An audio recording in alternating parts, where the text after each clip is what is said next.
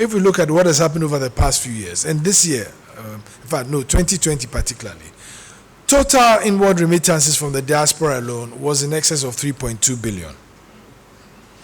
If you go back historically, in fact, some even assume or say that it may be, if you add the formal channels and the informal channels, it may be in excess of $5 billion every year. Now, can you imagine if that is harnessed and mobilized formally into the economy and how much it could do? We've seen this happen in many countries where the diaspora of those countries have been very instrumental for their own growth.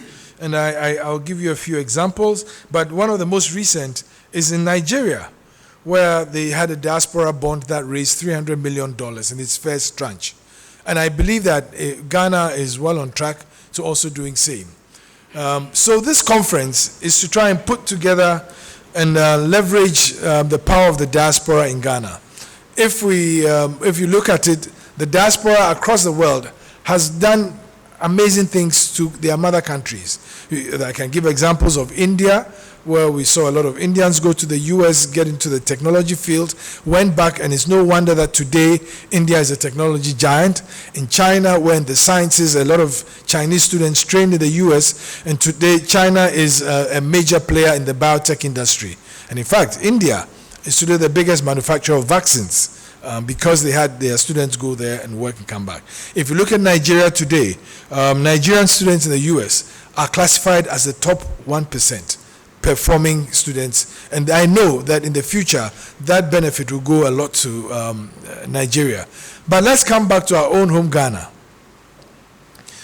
The diaspora has still been very instrumental in many of the things we do, and we can tell businesses that were set up by Ghanaians in the diaspora who came here, who were all front runners in the businesses they do, and today they've grown and they are growing. But that is not enough. We need to have a formal, structured, and stratified engagement with the diaspora and make sure that it won't be like the past, where many of them will remit funds and they come back home and they can't find what those funds did or where those funds were. And so with the Office of the Diaspora, the Presidency, we are working on the diaspora policy. And I'm sure you all know about the homecoming policy as well. And these are all to make sure that we create a structured pathway to engage the diaspora. The theme for this conference, which is happening on the 23rd and 24th, is the new normal, leveraging diaspora investments to build back better.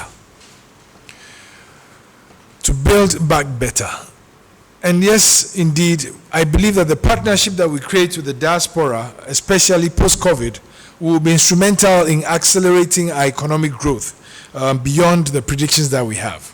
But I dare say that Ghana remains very attractive to the global economy, and it's because of that confidence and all that, and the work of the presidency of traveling around tirelessly that has yielded the results that we have. I suspect that going forward we shall even do more, and I want to acknowledge the work also done by the Minister of Foreign Affairs and Regional Integration, who is leading the diaspora effort and has been extremely supportive in enabling us create paths of investment for the diaspora.